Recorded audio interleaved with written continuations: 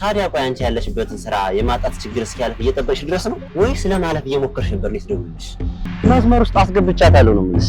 የበግ ለምድ የለበስክ ተኩላ መሆኑን እኮ ጠንቅቄ ነው የማውቀው። አይ እኔ እንኳን በሰላም ነው ይሄ እያሰብሽ ነበር። ልክ እንደለመድከው ወጥተህ ውጭ ምጥለኝ ከሆነ ግልጹን ተናገር። ምንም ዳርዳር ማለት አያስፈልግም። ቀጥታ ወደ መኝታ ክፍልሽ ግቢ። እኔ ግን ስጠረጥር ዳግም ቃልን ተከትሎት የሆነ መጥፎ ነገር ስታደርግ አይቷት ነው የሚመስለኝ። ቀሳቲም እንዴ ምን ያክለፈልፍሻል? አክስቴ ዲና እኮ መጣች።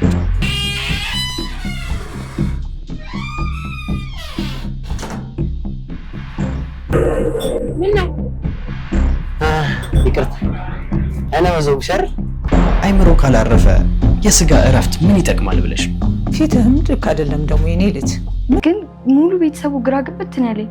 ዲና ግን እንዴት ከነዚህ ሰዎች ጋር ችላ ኖረች? እባክህ ወንድ ሲያፈቅር እንደ ህፃን ልጅ ወርዶ እንደሚያስብ በዛ ልክ ደግሞ ሴት ልጅ ስትፈቀር ምን ያህል ወንድ ልጅ ማሽከርከር እንደምትችል ትልቁ ማልቀስ። ይቅርታ አስጨነቅኩሽ። ቆይ ምንድነው እየሰራሽ ያለሽው ግን? ማለት አልገባኝም።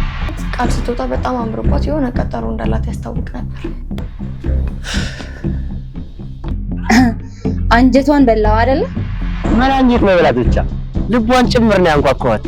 ስራ ሊያስቀጥርሽ ለመጀመሪያ ጊዜ ያገኘሽውን ሰው ነው ከወንበርሽ ተነስተሽ የምታቅፊው? ለማለት የፈለኩትን ስለተረዳኝ እኔ በጣም አመሰግናለሁ። ዳግም እግሯን ተከትሎ ሲወጣ ደግሞ ማንነቱ እንዳይታወቅ ትንሽ ተሸፍነው ነበር።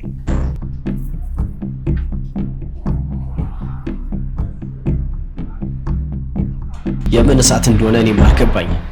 እሷ ስትመጣ ትነግረኝ ይሆን እንደው እንጂ። ታውቂያለሽ፣ በጣም ቆንጆ ነሽ። በዛ ላይ ተምረሻል፣ ዲግሪ ያለሽ። ጸሐፊነት እኮ የሚመጥንሽ ስራ አይደለም ይሄ። ምንድን ነው ያልከው ዳጊ? የእሷን አላውቅም። እሱ ግን ደራርቦ ሲወጣ ስራ የሚሄድ ነው የመሰለኝ። አመሰግናለሁ አቶ ሞገስ። ያንተ ቅንነት እንደዛ ነፃ ሆኖ እንድጫወት ያደረገ። ኧረ ቃልዬ ችግር የለውም አቶ አያስፈልግም። ሰላም አመሻችሁ።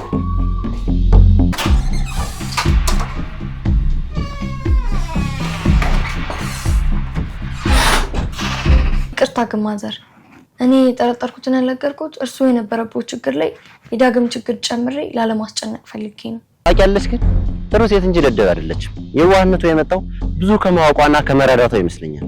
አይ እኔማ የቃል አለባበስ አወጣጥ ገርሞኝ እኮ ነው። ይኸውልሽ እውነቱን ንገሪኝ፣ ከሳባ ሞት ጀርባ ያንቺም እጅ አለበት እንዴ? ምን እኮ ያ ማለት ከዲና ጋር ተደብቀው ሲያወሩ አየዋቸው ምናምን ያልከው ሰውዬ ነው? ምን ማለት ነው? ብዙ የምትነግሪኝ ታሪኮች ይኖራሉ። ስለምን ታሪክ ነው የምታወራው?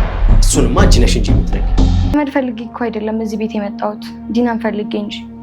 አይ የሆነ ሴራ ከኋላችን እየተጎነጎነ ያለ ይመስለኛል። ልብ ብሎ ማሰቡ ግን የሚጎዳ ይመስለኝ። ወደ መኝታ ክፍላችን ግቢ ያልኩሽ እኮ። ወንድ ልጅ ሲፈቀር እንጂ ሲያፈቅር ጅል ነው የሚሆነው። ስለዚህ ስራ ታበላሻለህ። ሞገስ ነው ሌላ ማን ሊሆን ይችላል እኮ?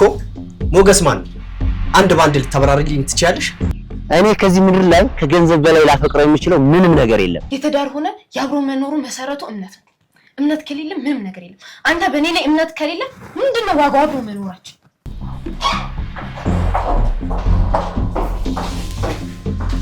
ለምን በግልጽ ማትናገሩ? ዛሬ ያገኘሽው ሰው ማን እንደሆነ ንገሪኝ።